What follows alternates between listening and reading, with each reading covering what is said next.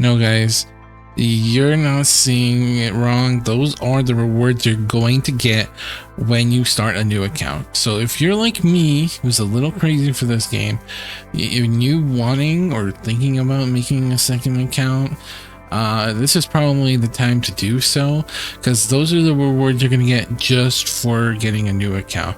And for people who are starting, this is a pretty good time to start because of all the compensation they're giving.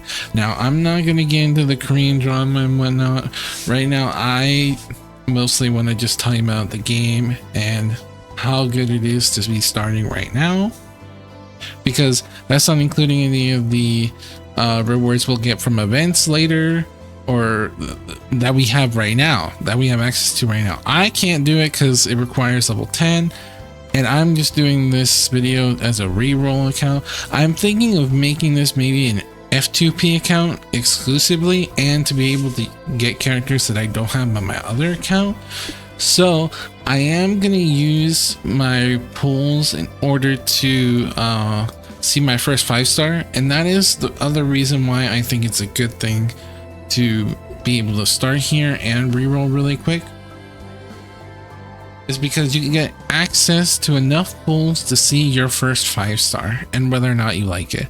And if you don't like the account, you just go to here, you just go to here, go to here, hit reset server, type the name, and that's it. You do not have to delete the account. You just do that, you reset the account, and you can see whether or not you like the account. Like I said, it's not including any of the rewards you're gonna get later. It's just as soon as you log in, you get the free rewards. It's good for a week, so that's why I wanted to get this video out as soon as possible, because it isn't gonna be here forever. If you're gonna make a new account or want to reset an account, you should do it now. Okay, I'm gonna do my pools real quick, see if I like it or not. I did my first 10 pool. I just had a partner. I'm just gonna boom boom boom go through my other ones.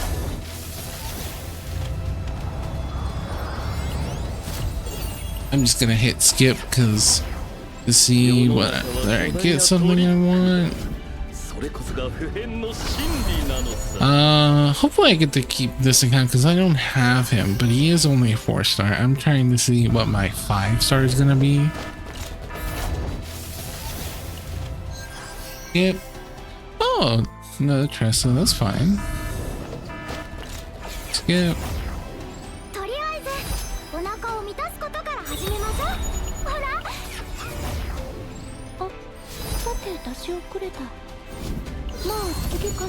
Alright, Maribel. I kind of liking this account.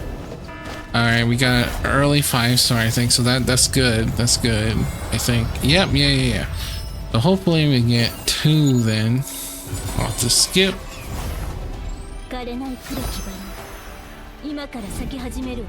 Oh, I don't have her on I don't have Renoa, so I think I'm gonna keep this account just so I can play her.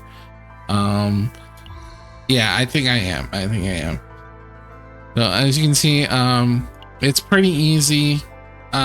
You just re-roll it. If I wanted to re-roll it, I would simply go here, hit the reset, type in the name, but you've already seen my pools. I think I'm gonna keep this account. Actually, looking back into it, I think I got it on 50, so I mean, it's not too bad. I got Renoa, so I got a character I wanted. I think I'm just gonna go over the characters really quick, because if you're new, you're probably wondering what you want, and having a good idea on whichever character does is a good idea to basically find out which character you want. Since this is a reroll guide, I thought I'd just show the characters really quick. We have Luke right here.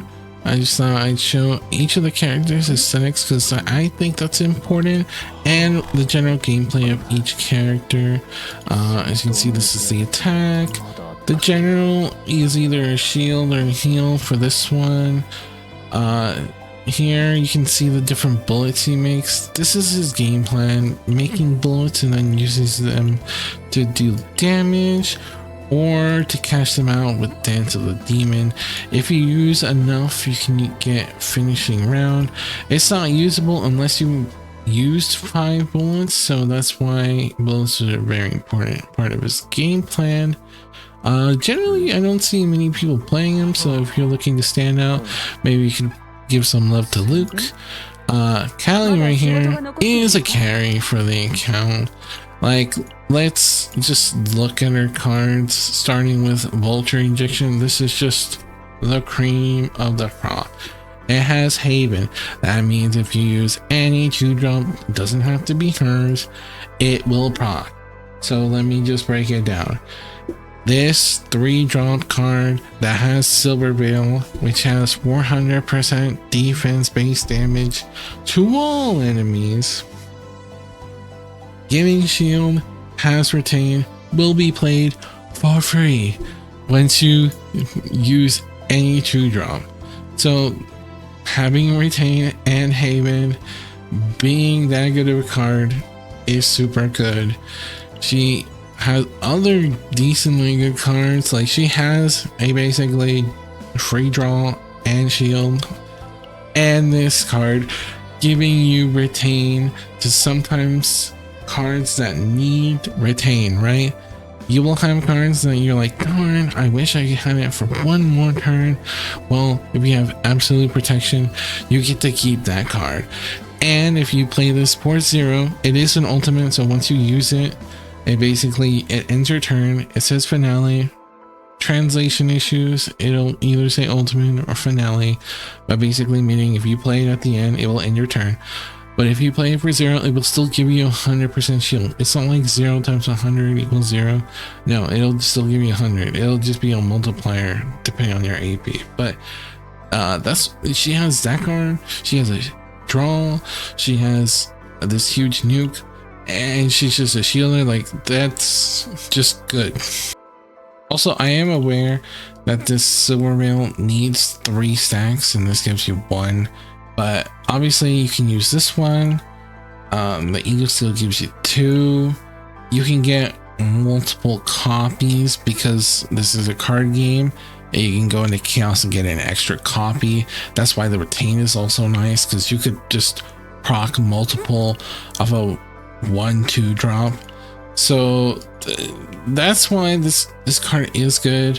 I just thought I'd make a quick point that it does require 3 Silver Veils, so you don't just get the free nuke immediately, but you do get the 100 base defense based damage to all enemies, right?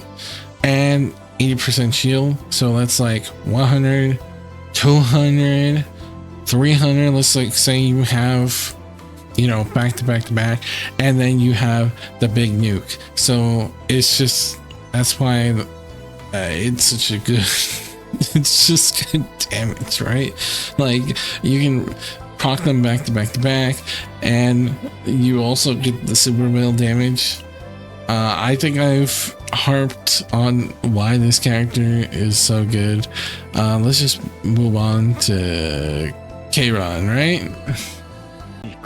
And now let's just get into Kayron real quick. You can see this one's his generic attack. His generic one is a heal. It's either usually a shield or a heal. And then he builds these futility stacks for his damaging abilities. This one decreasing for each exhausted card, right? And then Black Hole is a nuke based on all the futilities that have been exhausted, right? And it's its own pile. It can go up to pretty far. We have another utility upgrade, upgrade, and then an attack. So the nice thing is, let's just say dream scenario, you have Black Hole, you have used every single card you have, and then you can use his ego skill to exhaust all of it, and then you just use the Black Hole right afterwards. So that's a nice combo, and he's just generally a good character. You can think of him as the nuke, and you can think of her as the shielder with a nuke. So you can either take the sword or the shield, but both are equally good. Speaking of shields, we go to Magna, and I've been enjoying Magna a lot. Is mainly a shielder that basically attacks a lot. Her crystallize is not a unique mechanic. It basically gives you 20% shield at the end for each stack, but she can give you multiple stacks. You can copy this card multiple times, so you can just have a pretty nice base shield and then build on top of it. And for every shield that she gets, because of her upgrade right here, she will get a counter attack when you generate it, just on generation. So I'm not saying you crystallize and you get this, but every time you get a shield, you get a counter attack. So you can think of her as like, I get hit, I will hit you back 2 times as bad. So it is funny that in some rounds you get hit once because the enemy will attack you only once, and you see her clobber them like 6 times in a row because she has all her counter attack stacks. And Ice Wall lets her attack everyone at the exact same time. Glacial is a nuke that gives you a shield, and Frost Charge gives you shield in Roller 2. This is just a quick overview.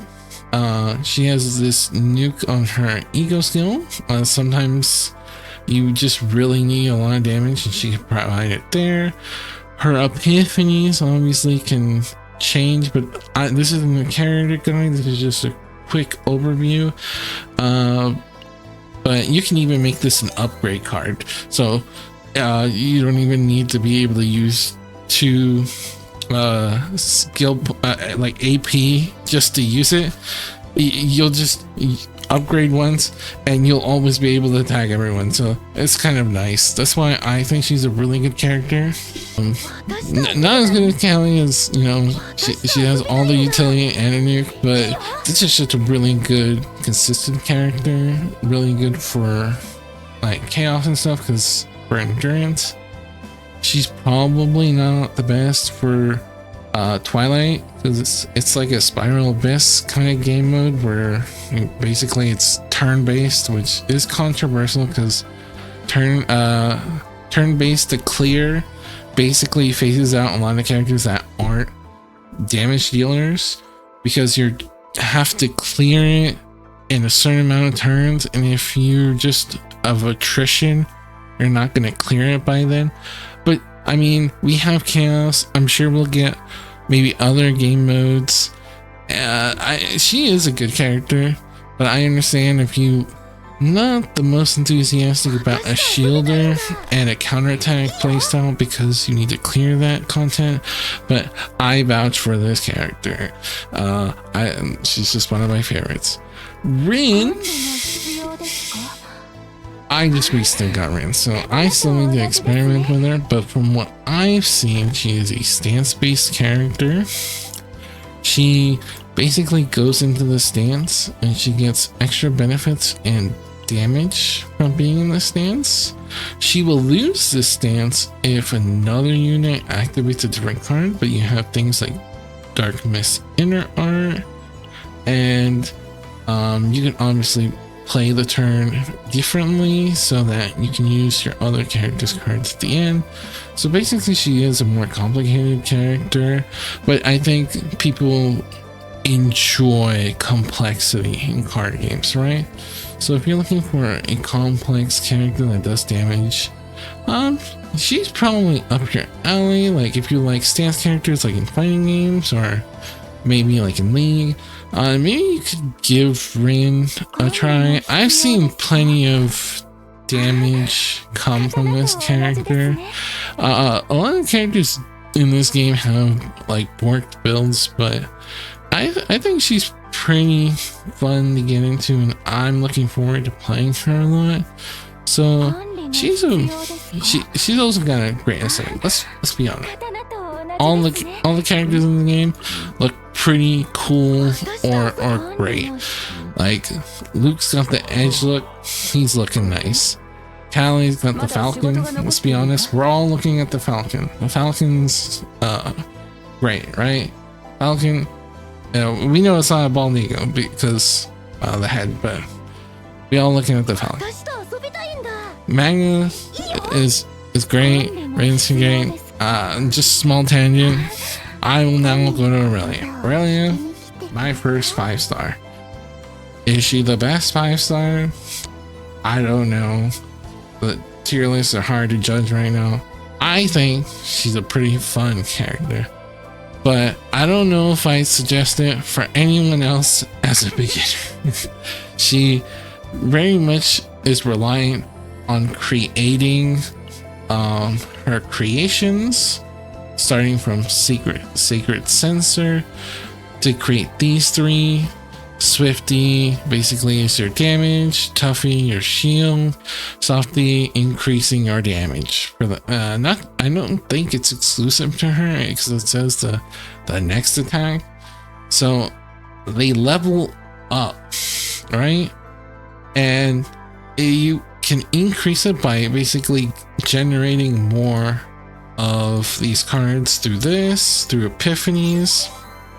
Like this epiphany right here lets you create a 1-star every turn, so you generally end up leveling one of these, and the retain effect increases the damage each time. So the 60 goes to 100 if you wait a turn, and then it would go to 140, but that is not including when it goes up, because then this will increase by 80, and if you generally level up again, then it'll go to 150.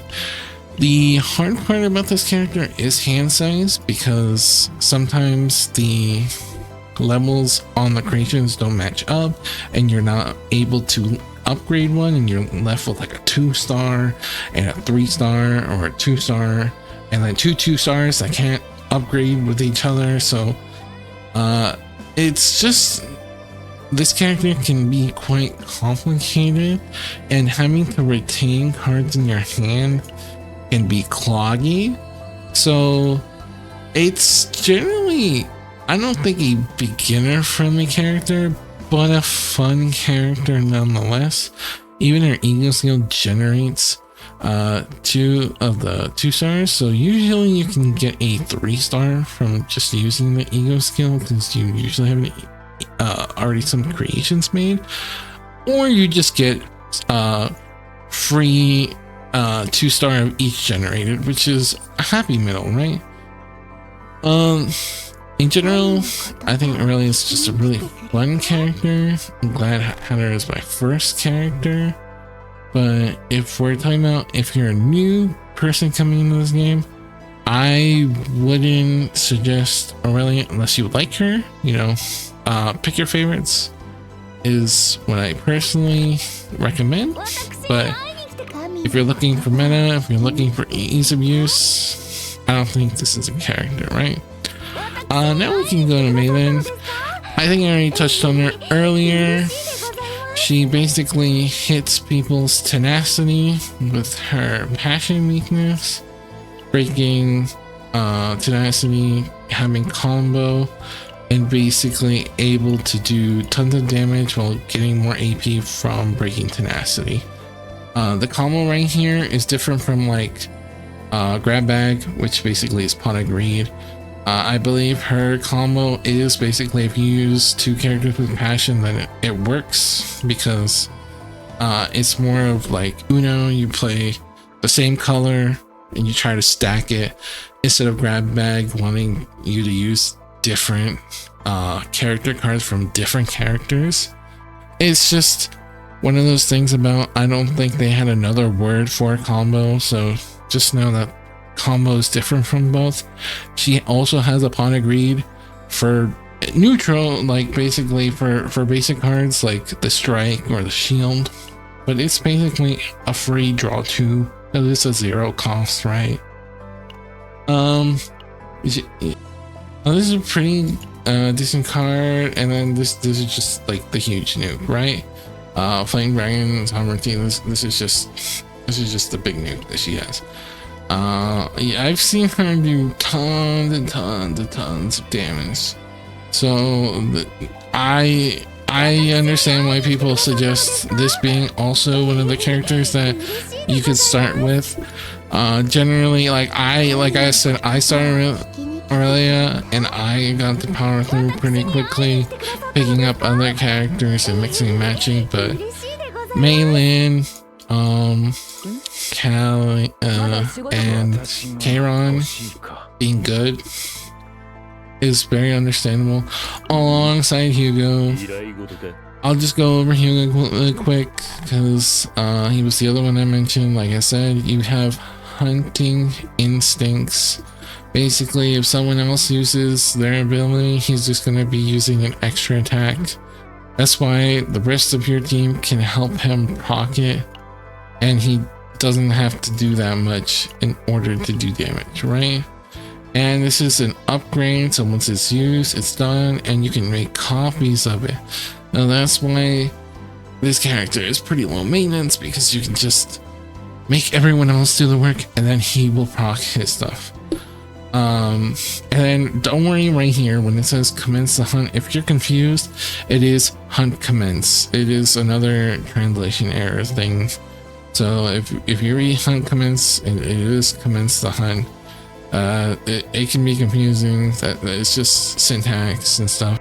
And then one last thing I should mention is that he has haste on these two cards, which is pretty vital because it lets him basically attack before the enemy, because haste won't proc their countdown, and it's important to always keep track of when the enemy will be able to hit you. There are many ways to manipulate it, but haste is just pretty nice. Plus this one also gives you a draw for an attack card just for, you know, having commenced the hunt. Let's go back to Veronica. Veronica I've picked up recently. She is a nice character. If you look at her potentials, she can basically get ballistas created on her basics, and as you can see, I've been playing for 3 hours.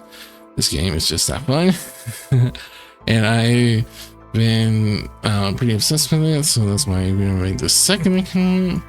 I don't plan to burn out, but small tangent aside, she basically creates these ballistas just like Luke would make bullets, but the thing is, they proc at the end of the turn.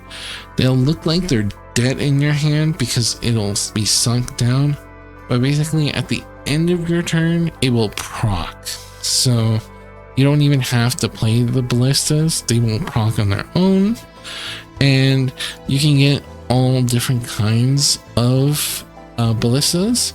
The upgrade I personally like, or the epiphany, is the piercing one, because it's really nice into hitting through the shield, because sometimes enemies can have really big shields, so the piercing one is pretty good. The general enhance one can deal some pretty good damage and crit. The giant one attacks all of them, and the shell one is my least favorite. I mean, it does have the extra attack, but it's like I'd rather have either the bigger nuke or being able to pierce through. There are another set of bullet. Let me see. Yeah, you have the micro ballista, which you can get off of the regular ballista, so it's just a tiny bit of extra attack, so it's not the worst thing. But the ephemeral one with the crit chance is always so satisfying to hit, and the giant ballista, like I already said, it hits all enemies, so each ballista is pretty nice in its own, and it's basically a free attack at the end. And these three right here are upgrades, so that's the nice thing about Veronica, because you can deck thin, you play the upgrade, and all you have for the rest of the deck from Veronica is basically the draw and the draw 2. You can remove the shield. You could probably even remove the rapid attacks, but because of the potential right here, I don't think I suggest that too much, because you can create ballistas from this, and that's just more free attacks. Let's say you do rapid fire. It is a low percentage. I don't know if it increases later, but from what I understand, it is a low percentage right now for my account. And you do hit it and you create 3 ballistas, that is 3 free attacks. And if you have an upgrade already giving reload, it gives you more attack for each reload, and you can get more reloads from this upgrade, so you can have minimum 4 if you use it once, and that's 200% more ballista damage. So imagine you having this one. Maybe if you get lucky 3 of them and each one of them crit, it is high rolling, but it is a lot of damage. And that's why Veronica is pretty good. She has also this pretty nice AoE on top of giving her maximum reload, so you don't have to even have the upgrade.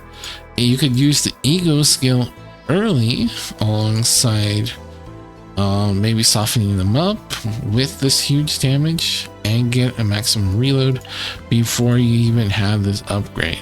Obviously you want to use your upgrade first, but this is not a build video. This is just quick overview. That's what she does. She basically puts ballistas in your hand and procs them at the end. Renoa just grabbed her. You saw it with me. She basically generates these dirge bullets. You can use them, and if you don't use them, they will still do 80% damage when they get discarded. So that is nice. Obviously you want to use the bullets, but you have things like this where you can discard it and do damage. And so if you already have a dirge bullet, you can discard it. And this one does more damage if you have dirge bullets for each one, right? And then you have Last Ditch Assault, which cashes out all your dirge bullets. So she has pretty nice synergies. This one discards 2, so let's just say you create dirge bullets, then you can create more dirge bullets that you discard. Like, she is pretty fun in the aspect of being able to use so many bullets and just discarding them for free damage. So I'm gonna be having fun playing her, and maybe I can grab Luke and get some synergies because they are both bullet characters, and from my understanding both of them are still bullets, because it does say bullets right here in dirge bullet. There is translation errors, but I've seen some videos and I'm mostly certain that the bullets might count for Dance of the Demons. So I'm looking forward to that and hoping I get Luke soon. If not, I will just raw get the pity. For Haru real quick, this anchor shot does tons of damage. It has pulverize, so basically it does more damage to shield. You can increase it, pump it up with like lift anchor or charge energy, make a beak nuke, and then if you have anchor pointer, you can pick it up again. If you have enough AP, you can just drop it again. Power charge is your AoE nuke. This was your actual true single target nuke, and then her ego skill giving her more damage, right? She is the definition of a damage dealer and does more damage to a shielder. So she should be pretty nice in the weekly boss because he generates tons of shield and her damage has pulverized, so she will do more damage towards shields. Like I said, you're not going to be looking to pulling her until after you decide what 5-star you want. So just look at the characters you prefer and get that character, because from right now Basically, all the characters are perfectly viable, and the power scaling is based on the deck that you make. And later, it'll probably be potentials and the dream fragments. What's it? You're gonna get like a mechanic that's like basically artifacts in this game. It is strong. Don't get it twisted. You'll get a ton of stats, but from right now, a lot of the characters are based off of the decks that you build. Like, people have barrels that do tons and tons of damage because of the decks that they make off this character. Just having the huge nuke back to back to back, like, this game is just so fun because of the deck building. I have rambled long enough. Like I said, this is probably going to be an F2P account, so if you're interested, I'm willing to give updates on it. If you're looking out for that video I was talking about for keywords, sorry it's taking a while. I am trying to grind chaos so that I can have every card, because if you didn't know, some of the cards are locked behind chaos, and I want to be able to show all the neutral cards alongside keywords. If you're enjoying Chaos Zero Nightmare, like I said, I'm making more content, so please stay tuned. And if you're looking to get into the game, I've stated multiple times, this is probably the best time to get into it. And if you're played since like day one and you need a new account or want a new account and you don't want to pull more and you want more resources, you can be crazy like me, make a second account, because right now all the resources that you get from logging in, not included what you generate, is already a hefty sum. I will let you guys go, but if you're looking out for more Chaos Zero Nightmare content, right here.